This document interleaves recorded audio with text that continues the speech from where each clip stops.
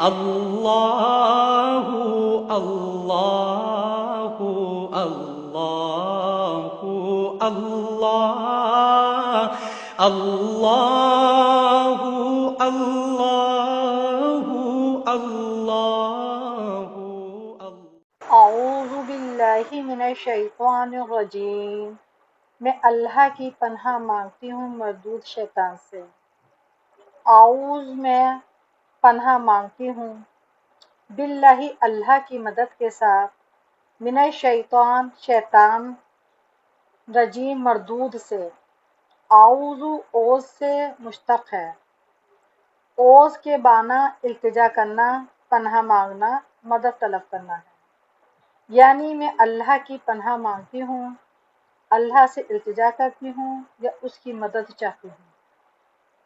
شیطان شیطان سے مشتق ہے، یہ شیط سے۔ شیطان کے معنی دور ہونا ہے۔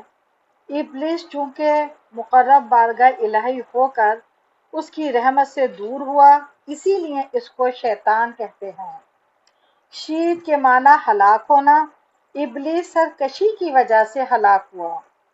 ارشاد باری ہے فَإِذْ قَرَأْتُ الْقُرْآنَ فَاسْتَعِذْ بِاللَّهِ مِنَ الشَّيْطَانِ الرَّجِيمِ۔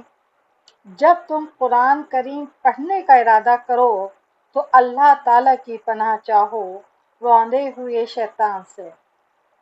رجیم مرجوم کے معنی میں ہے، رجم کے معنی نکالنے کے ہیں۔ شیطان چونکہ پہلے فرشتوں میں شامل تھا، تکبر نافرمانی کی وجہ سے رجیم ہوا، نکالا گیا۔ حکم ہوا فَأُخْرِجْ مِنْهَا فَإِنَّكَ رَجِيمٌ وَإِنَّ عَلَيْكَ لَعْنَتِي إِلَى يَوْمِ الدِّينِ۔ تو قدسیوں کی اس جماعت سے نکل جا، بے شک تو مردود ہے، تجھ پر میری لعنت قیامت تک کے لیے ہے۔ عرض کرنے لگا اے پروردگار، مجھے ایک وقت معلوم تک مہلت دے، یعنی قیامت تک زندگی دے۔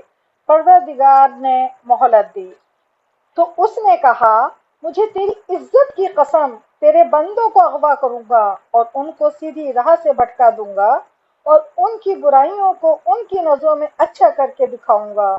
تو اللہ رب العزت نے فرمایا کہ میرے بندوں پر تیرا بس نہیں چلے گا۔ ملائکہ اور حضرت آدم علیہ السلام میں مقابلہ ہوا اور حضرت آدم علیہ السلام کامیاب ہو گئے اور فرشتوں پر فضیلت علمی ظاہر ہوئی اور فرشتوں نے بھی تسلیم کر لیا تو اللہ تعالیٰ نے فرشتوں کو سجدے کا حکم دیا۔ تمام فرشتے سجدے میں جھک گئے سوائے ابلیس کے، جس نے نافرمانی کی اور تکبر کیا، بس اسی وجہ سے وہ کافروں میں سے ہو گیا تھا۔ اللہ باری تعالیٰ نے شیطان سے کہا کہ تجھے کس چیز نے آدم کا سجدہ کرنے سے روکا؟ تو کہنے لگا کہ کیا میں ایک بشر کو سجدہ کروں جس کو تو نے مٹی سے پیدا کیا ہے اور مجھے آگ سے؟ اسی لیے میں اس سے بہتر ہوں۔ چنانچہ وہ ہمیشہ کے لیے مردود قرار دے دیا گیا۔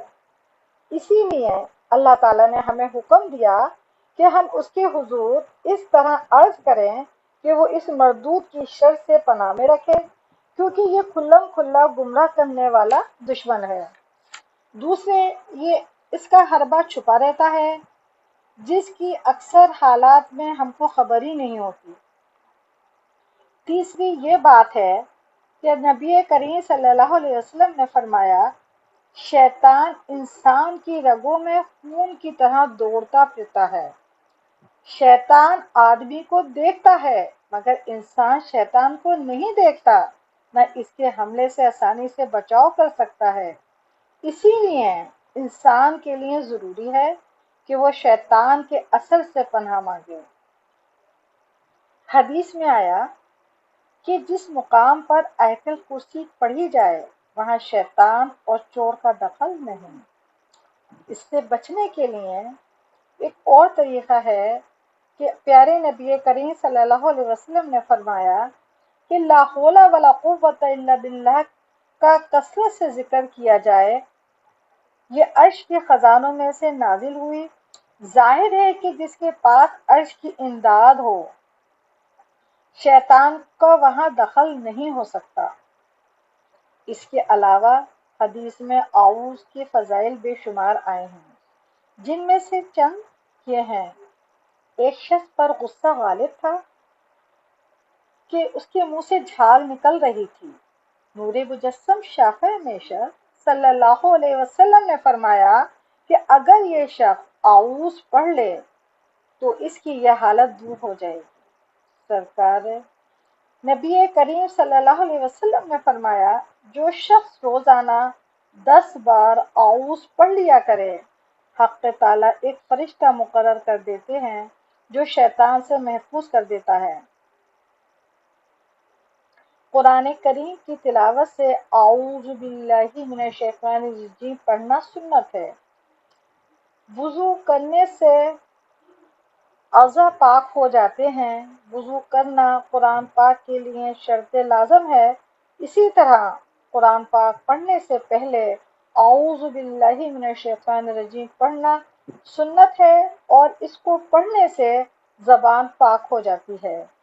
اللہ رب العزت ہمیں قرآن پاک کی تلاوت کرنے سے پہلے اعوذ باللہ من الشیطان الرجیم پڑھنے کی توفیق عطا فرمائے، اور اس راندے ہوئے شیطان سے اللہ رب العزت ہمیں دور رکھے اور اپنی پناہ میں رکھے۔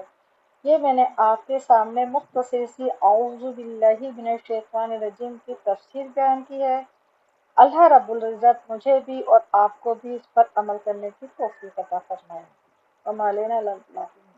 السلام علیکم ورحمۃ اللہ وبرکاتہ۔